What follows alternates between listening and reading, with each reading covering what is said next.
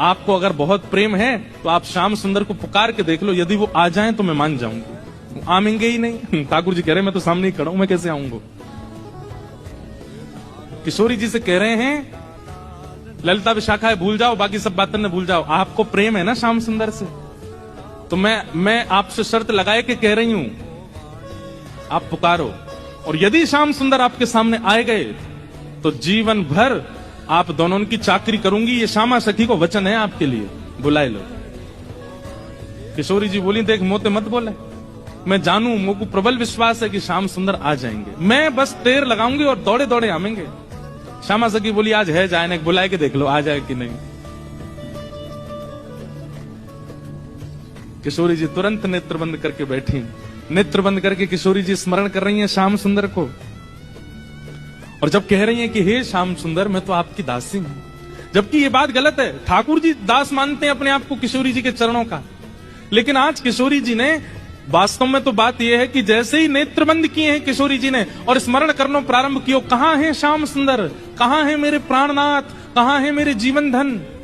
तो जैसे किशोरी जी ने नेत्र बंद करके स्मरण किया तो किशोरी जी पूरे ब्रजमंडल में भ्रमण कर आई, लेकिन ठाकुर जी नहीं मिले। किशोरी जी बोली हाँ श्याम सुंदर गए कहां, आज मेरे प्राणनाथ गए कहां। और ध्यान लगा करके देखो, श्याम सुंदर किसी गिरी कुंज में तो नहीं बैठे, कहीं यमुना तट पे तो नहीं बैठे, कहीं दूर तो नहीं चले गए, दिख क्यों नहीं रहे हैं। और तभी किशोरी जी को ढूंढते ढूंढते ढूंढते दिखाई दियो बरसानो भवन। किशोरी जी कह रही है बरसानो भवन क्यों दिख रहा है।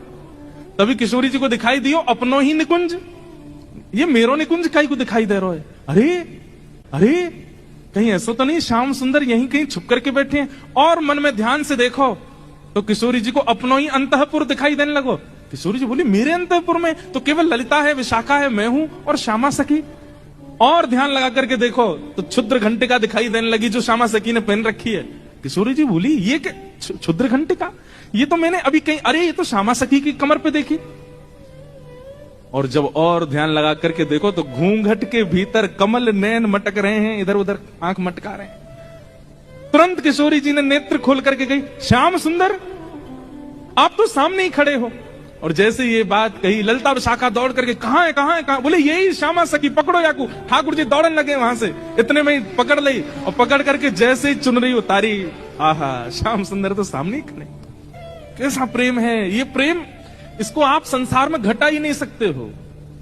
अब तो ललिता विशाखा पकड़ करके खड़ी हैं और ठाकुर जी की ऐसी बेणी, आहा अंदर बिंदी लगा करके आए, काजल लंबो लंबो खींच के आए, अपने घुंघराले केशन की बढ़िया बेणी गूंथ करके